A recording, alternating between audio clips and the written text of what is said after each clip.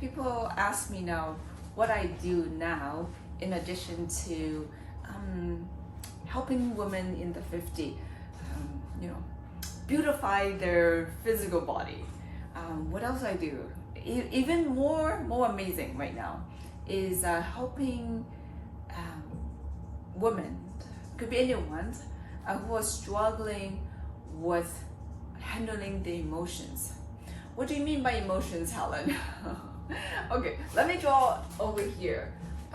You know, how we basically put ourselves in a beautiful mood. Most of the time, we want to be in a beautiful, mood with physically taken care of, get the energy, and just happy all the time, fulfill. And how does someone achieve that, right? So in the past, I talk about a lot about nutrition, movement, go to the gym. Is that enough? I realized it wasn't enough. So that's why I learned more tools. Fitness and movement, I experienced that myself. Yeah, some of you already know. Went on stage at the age of 50, didn't think it was possible, and I did. And I learned a few techniques that anyone can do by following those simple techniques fast, right? But after I learned that, there's something else I needed to be more fulfilled. I have the body, I have the look, but something in my head that also were in me that were not looking enough is my emotions, especially the ones that drain my energy. The gym, looking good, feeling good, give you energy, but there was still part in me that took my energy out. So I'm going to talk about that part that most of us might not be aware of it. Some of you are amazing, got the body, got money, got everything. However, are not so happy. So I'm going to talk about what causes that, for you to feel that, and what we do to help you if you have those emotional challenge. Somebody says something and you get triggered and you react to them. And some of you are not even able to talk to your family, or not be able to communicate with your kids or best friends, or the outside people literally have control of you. You can't do anything about it. It might make you feel helpless. Situations, people, and that's called emotional challenges. And I'm so proud to be able to share a few tools that you can actually handle those, just like the way you take care of your body physically. Go to the gym, work out a certain way, eat certain. What about the thoughts? What about your mind, right? The mind and the body are connected. Yes, having a great body is great, but when your mind is not healthy, then unhealthy mind can affect your healthy body. So it's important to look at all aspects of you, right? You probably know that already. What your mind, what you think about all day long affects you, and that is so true. Also, why? Because you might not feel the damage immediately, but negative thoughts, certain emotions can affect your physical body. You will be surprised. You will be really surprised how a lot of people are healthy, eating healthy, but they have certain disease because we don't know what's going on in their mind. Maybe they have certain, we call it past events that maybe they haven't been resolved, or people call it put under the rugs, or the skeletons in their life, not talk about it, maybe feel embarrassed. And because of that, even though they look healthy, they're doing a lot of exercise, but certain illnesses still show up. Is because the way we think about things affects our body. It's called mental obstacles. All right. So, and a lot of times, people are not aware of this, and it's important you here today to recognize your thoughts, your mind play huge part in the way in your physical body. All right, so what I'm going to talk about today, what we do is emotional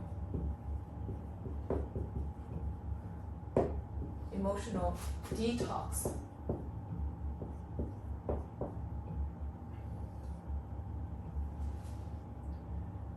Emotional detox. What are emotions? What are emotions? Emotions are either positive or negative. Emotions that make something make you feel good and happy, joy, feeling loved. Also, feeling angry, sad, fearful, worried, frustrated, guilt, and hurt. Because we're human. We're supposed to encounter some of this. But what happened when the emotions are not being able to taken care of? Nobody need to really take care of your happy emotions, right? Happy emotion gives good energy. It's great. But what happened when you have negative emotions, feeling angry, feeling frustrated, feeling worried all the time, feeling stressed, feeling anxious? When things happen in our life, whether people, whether situation, what happened? And how do you look after those emotions that's taking over your life, taking over your body? I would say taking over your body, right? So emotions are also like weeds in your garden.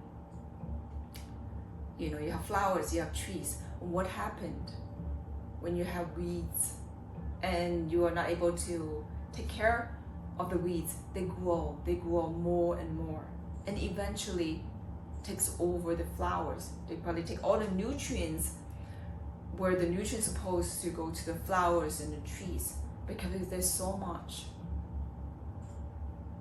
And what happened? Everything that you do are now controlled by those emotions. Little things can get you angry. Your day seems to be just not as fulfilled. You're supposed to feel energized, like people who might be doing the same thing. You see some of your friends, they're just so happy at work, even though you both are doing the same thing. But you see yourself, find it hard to do the same thing. Why? Because chances are there's certain emotions inside of your mind that you haven't been able to handle.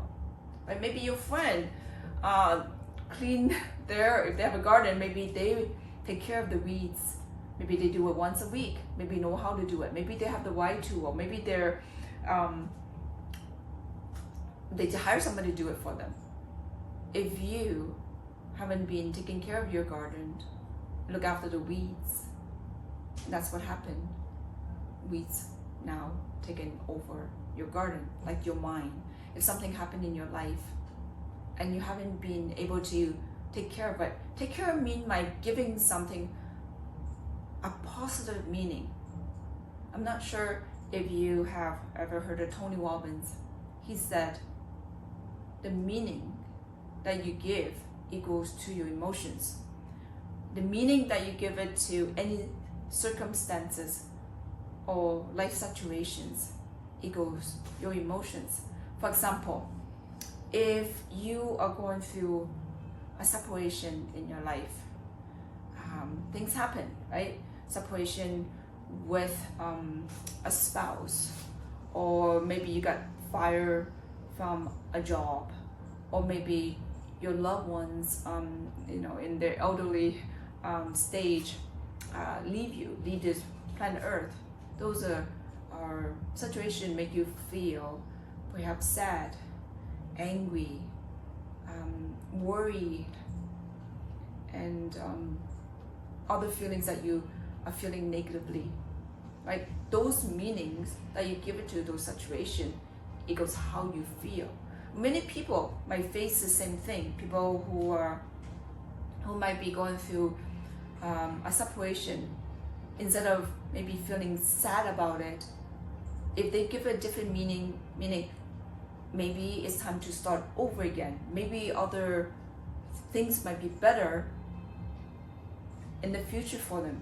So that's more neutral than feeling you now are in this stage in your life that you're left alone, you might never been able to find someone else, or the other person who caused whatever the separation caused you to now to be alone.